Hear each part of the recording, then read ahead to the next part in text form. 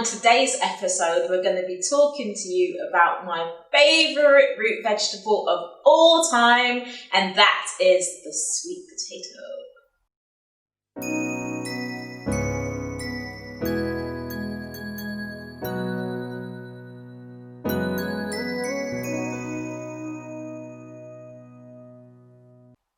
Hi lovely viewers, I'm Dion. And I'm Philip. And you're watching We Sow. Sow. And on today's episode, we're going to be talking to you about my favourite root vegetable of all time, and that is the sweet potato. It is indeed. So what would you like to share, Dee, about our experience or how we got started with sweet potatoes? So we decided to grow sweet potatoes because they're my favourite. And we found out that we could grow sweet potatoes by talking to our friend, shout out to IK. And we also were watching a country living video about how to kind of live country life and kind of how to grow food. And they mentioned the method to growing sweet potatoes. So we decided to try it, and from year one, it was a success, and we've been growing sweet potatoes ever since. And sweet potatoes have lots of health benefits. Why don't you take a bit of time out to Google the health benefits and pop it in the comment section below? I'm going to hand you back over to Mr. Technical over here, who's going to explain how to actually do it. Okay, so with sweet potatoes, the first thing we need to be mindful of is how we actually get sweet potato plants. The first thing is that they grow differently to regular potatoes. They're not even in the same family, to be honest.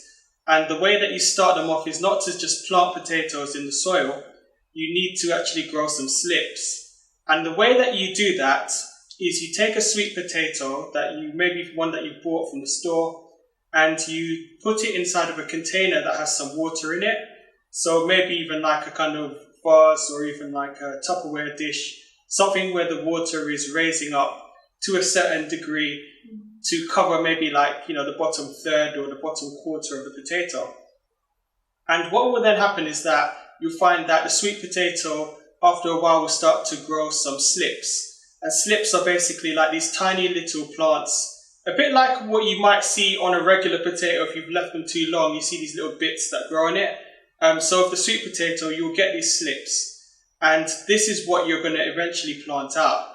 Now, it can take a few months for these to actually grow and mature into something that we can plant out. So the trick is that now, whilst we're in winter, or even January or just in spring, get started. So if you guys are interested in growing sweet potatoes, I'd recommend strongly get a potato from somewhere. Do what I've mentioned, so take it, put it in a container with a bit of water, and just wait for the slips to grow. So we got our sweet potato from like the Caribbean shop, didn't we? Yeah, we did initially. The very first one. Yeah, but since we've been growing them every year, we just save a certain amount of them, and then we'll just maybe use one or two. This time around, what we've done is I've saved a couple small pieces, maybe 2 or 3 small pieces from what we grew this year, but I wanted to try different types, so I did buy one of these orange sweet potatoes, which is like the normal ones you get from the supermarket. And I started that off from summer because those ones for some reason take ages. So I thought, if I just try and grow that one from summer, then I'll have strong enough slips for next year. But by starting the ones that we grew ourselves now, I know those tend to be much more robust and productive, so they'll overtake and we'll be able to plant them. So what do you do with the slips? So with the slips, what you need to do is once they have grown mature, you want to wait until you're approaching the end of the season, or should I say the end of winter. So once the frost has passed in your area, which is something you can look up online to see when the frost ends, you can plant out your slips. But what you need to do maybe a few weeks before is just cut the slips off, and then you put each of those slips in some water and let them develop their own roots on each slip. And that can take maybe a few weeks. And then when the frost is past, you can just plant those in the soil. And the key thing is to make sure that you water regularly, keep it weeded out at first, And you also want to make sure you cover the area because you don't want, the extremes of temperature to affect it, like when it gets too cold. Sweet potato really loves sun as well, doesn't it? They do, yeah. So when you say cover, what kind of cover are we using? So those kind of plastic sheets, like a cloche or something like that, like those little greenhouse type cloches, which are transparent. Those will get a lot of sunlight and heat, and they'll really help the sweet potatoes grow. How often do you water it? I'd probably say you need to water maybe about a few times a week, maybe 3 times a week. So it's not super needy then? So it's not super needy, but the one thing you have to watch out for is that as it vines out and spreads across the ground, make sure that the vines that are spreading out don't stay touching the soil too long. So you want to disturb them a little bit, because if you do, they'll try and make roots on the bits that touch the soil, whereas you only want the roots at the base to develop potatoes. So just make sure you keep moving those vines around so they don't sit on the soil for ages and try and grow loads of vines, or should I say loads of roots, because then you just get loads of tiny sweet potatoes rather than a nice few big ones at the base. So how many months does it take to, from the moment that it goes into the soil to the point where you dig it out? How long does that take? I'd say about 3 to 4 months. I think it's supposed to be 180 days, I'm not quite sure, but you can look these things up. So if you start in spring, then you should have some potatoes to harvest by about September time. Yeah, and that's what we tend to do. Yeah, September, October time. I like to leave it to October. Yeah. Oh, but one tip we are considering trying is to make sure that we plant with some potting soil, like compost, rather than using the normal soil, because our clay soil is so rough that you find that when you're digging them up, that they start to break, isn't it? Yeah, definitely. We found that this year, didn't we? We did, yeah. So we kind of want softer soil, so we're going to use our nice composting loose soil. Definitely. To help out. Absolutely. And you've got loads of pictures that you're going to insert, haven't you? So, oh, absolutely. Definitely, for sure. Excellent. And one thing that I'd also like to mention about sweet potatoes are just some of the challenges you might find with them. So the first thing I would say, which is a big one, is pests. Pests, particularly when you're growing the slips. Sometimes if maybe there's been some other plant outside or something, you might get aphids. And so I found that as I'm growing the slips, I have to watch out for the aphids because they can really have a negative effect. And I typically just control those by using a bit of neem oil with some water and also some detergent mixed together.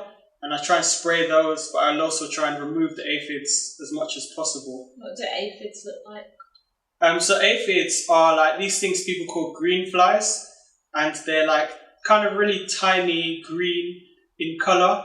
They move really, really slow, and you have to look really carefully to be able to see them. So they lay eggs? They do, and that's the problem why they keep coming back. Exactly. So you just have to keep an eye out for those when you're trying to grow your slips. But then I guess if you're covering it with a clutch, that's an extra layer of protection. Right? Yeah, when you do plant them out, you won't have to worry about them as much because once they are in the soil properly, the plant gets nice and strong and it will just grow regardless and the aphids won't trouble it.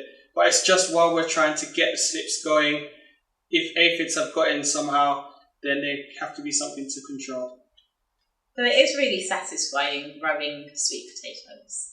And they taste amazing. So once we've harvested the sweet potatoes, we then leave it to cure.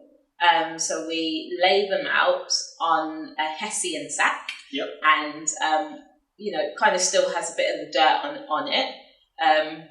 But we put them kind of in a warm, dry area, like the radiator, like under our radiator, for a couple of weeks, and then you'll find that it develops an extra layer of kind of skin. The skin kind of gets a bit hard, and that's when you're ready to eat your sweet potatoes. If we lived in a warmer climate, then we would kind of put them out in the sun to cure, but unfortunately we're in England.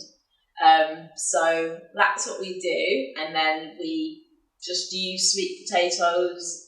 There's all manner of recipes for sweet potatoes, so I quite like putting it in a chickpea curry, chickpea, sweet potato and spinach curry. That's really nice, and I'll probably show you guys that on another episode. I also like just roasting the sweet potato as well, and just having it just like that in its simple form. It's beautiful. What else? We also put it in soup as well, which is really, really nice. So feel free, guys, to give this a try.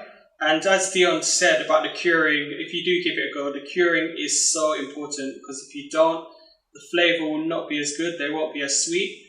So feel free to give it a go. We made that mistake the first time as well. We didn't cure it. We kind of took it from soil to plate. Yep. And I didn't like it. It just wasn't nice. But then, it's all about kind of learning, isn't it? In the garden. And the following year, we then cured it and kind of put it under our radiator, as I said, and just left it for a couple of weeks to do its thing. And the taste was superior. So we've been doing that ever since. Hope you found this video super helpful. Don't forget to like, comment and subscribe. Until next time, take care. Bye.